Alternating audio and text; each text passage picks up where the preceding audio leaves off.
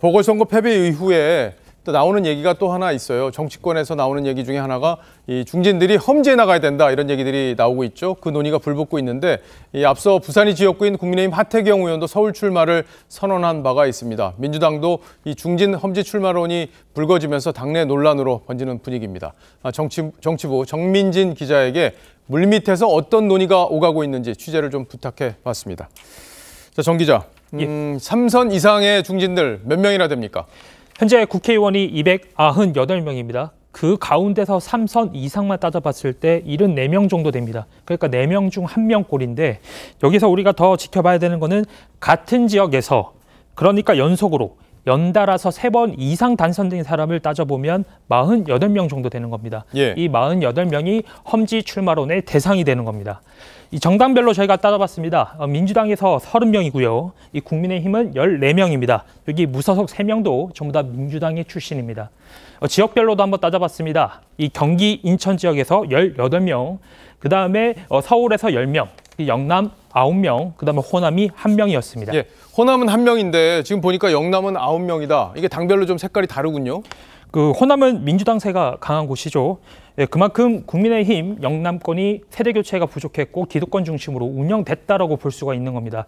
특히 동일 지역에서 3선 연임 통계는 포함이 안 돼 있지만 특히 이 주호영 의원 같은 경우에는 지난 총선 때 옆 지역구인 대구 수성갑에 출마를 해서 이제 5선을 했습니다.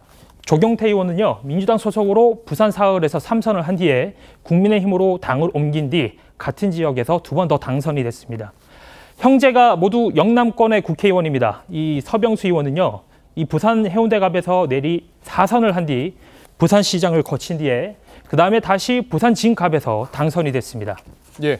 물론 이제 다선 의원이라고 이게 다 물갈이가 돼야 된다 이렇게 얘기할 수는 없는 거고 또 초선 의원이 우수하다 이런 근거도 없기는 해요. 그런데 이제 이분들이 올해 한 분들이 새로운 시대 정신 그리고 새로운 변화의 어떤 그런 흐름들을 주도하고 있느냐 이런 부분들에 대한 평가가 이제 있어야 된다 이런 얘기잖아요. 네. 그래서 현재 여야는 온도차가 있는데요. 국민의힘은 먼저 하태경 의원의 서울 출마 선언으로 이런 논의가 막 시작된 단계입니다. 하지만 민주당에서는 험지 출마론이 당내 논란으로 번지는 분위기입니다. 이 당 혁신위에서도 여러 차례 동일 지역구에서 이 3회 연속 이상 선출된 국회의원들은 동일 지역에 공천을 줘서는 안 된다라고 제안을 했지만 이 번번이 무산된 바가 있습니다. 특히 이번에 경기 화성에서 3선을 한 비명계 이원욱 의원은 이재명 대표가 험지에 먼저 나가라고 한 바가 있습니다. 거기에 대해서 홍익표 원내대표도 이 중진의 험지 출마에는 부정적인 입장을 내놨는데 두 사람의 목소리를 한번 같이 들어보시죠. 친명계의 다선 의원들이 먼저 과감한 선택을 해주는 것이 일차적인 수순입니다. 1순위가 이재명 당대표가 돼야 되겠죠. 저는 일부에서 얘기하는 것처럼 3선 하고 나면 동일 지역 출마를 금지를 제도한다. 이거는 좀 반정치적이다 이렇게 생각을 합니다.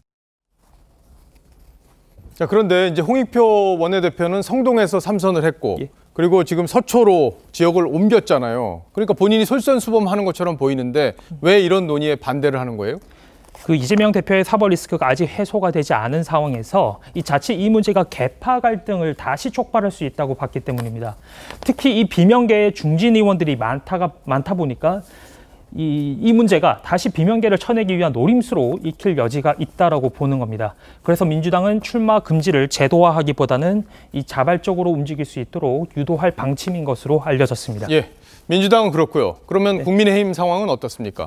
국민의힘은요, 우선 오는 16일부터 현역 의원과 원외 당협위원장을 대상으로 당무감사를 진행을 합니다.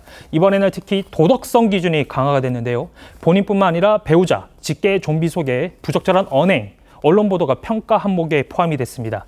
당무감사 결과에 따라서 대폭 물갈이가 진행될 것으로 보입니다. 예, 앞으로 이 문제가 굉장히 쟁점이 되고 정치권의 공천을 앞둔 상황에서 시끄러워질 것 같습니다. 정 기자 잘 들었어요.